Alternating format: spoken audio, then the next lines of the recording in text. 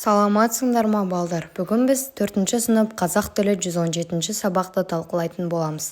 Видеоны көрмес алдын арнаға жазылып кет. 117-ші сабақ. Мен не үйрендім?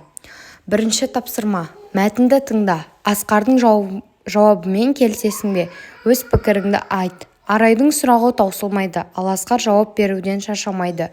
Бірден кейін неге екі келеді? Олай болмаса, шатасып кетеміз ғой. Асқар, ана бұлттарды қарашы, бір жағы аппақ, бір жағы онша ақ емес қой. Кір, аспандағы топыраққа тиіп кеткен ба? Асқар езу тартты. Аспанда топырақ болса, басымызға төгіліп кетпей ме? Топырақ жерде ғана болады.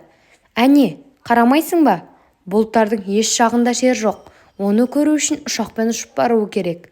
Мәтіннің соңғы бөлігінде алғашқы және соңғы сөйлемді көшіріп жаз. Етістіктерді тауып, шақ түрлерін ажырат. Аспанды топырақ басымызға төгіліп кетпей ме? Оны көру үшін ұшақпен ұшып бару керек.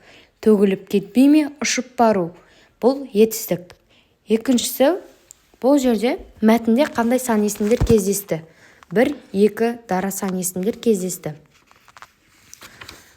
Берілген сөздерді қарсы мәнді сын есімдермен толықтыр. Кір, таза, әппақ, қап-қара, көңілді, мұңды. Дұрысы мұңды болады, яғни. Жоспар. Қазір біз мәтінді оқитын боламыз. Талап деген мәтінді оқимыз. Кеше мәшинемен аулаға теңіздің ақ қиыршық құмы төгілді.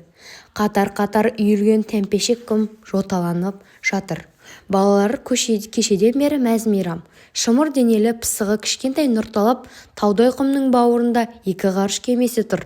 Біреуіңді сұңқар, екіншісінде аққу деген жазу бар. Кемелердің бүйірлері күнге шайғылысып, жарқ-жұрқ етеді. Нұрталап Қамытов қайсың деп сұрауы арнайы Барқылау ақпараттарында отырған Задагүл. Мен деді үстіне ғарышкер киімін киген өткір көзді қара бала. Дәрігер ғарышкердің жүрегін тыңдап, тынысын байқады.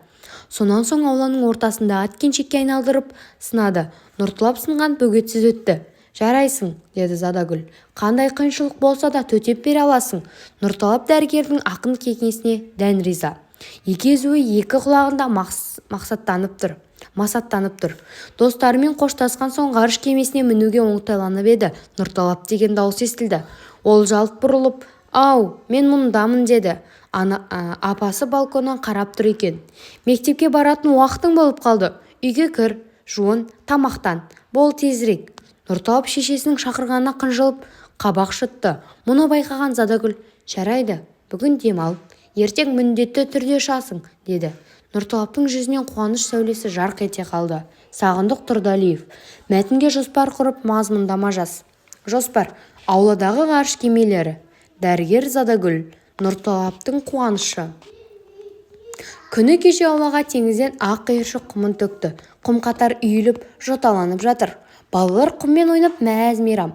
Арасында шымыр денелі пысық бала Нұрталап құмның бауырындағы ғарыш кемесі тұр. Олар сұңғар, аққу деп жазып қойған. Нұрталап Қамытов қайсың деп сұрады. Бақылау ақпаратындағы Задагүл. Мен жауап берді. Ғарыш киіміндегі қара көзді бала. Дәрігер ғарышкердің жүрегін тыңдап, тынысын тексерді. Ауладағы әткеншекке айландырып, сынақтан өткізді. Сынақ сүрінбей өткен Нұрталапты Задагүл мақтап қойды. Нұрталап достарымен қоштасып, ғарыш кемесіне мінуге ыңғайланып жатқанда Нұрталап деген дауыс естілді. Бұл Нұрталаптың апасы еді. Нұрталапқа үйге кіріп, тамақтанып, киініп, сабағына жиналды деп ескертті. Нұрталап анасының шақырғанына қынжылды. Мұны байқаған Задагүл, жарайды, бүгін демал. Ертең міндетті түрде ұшасың, деді. Мұны естіген Нұрталаптың көзі қуаныштан жайнап кетті. Арнаға жазылған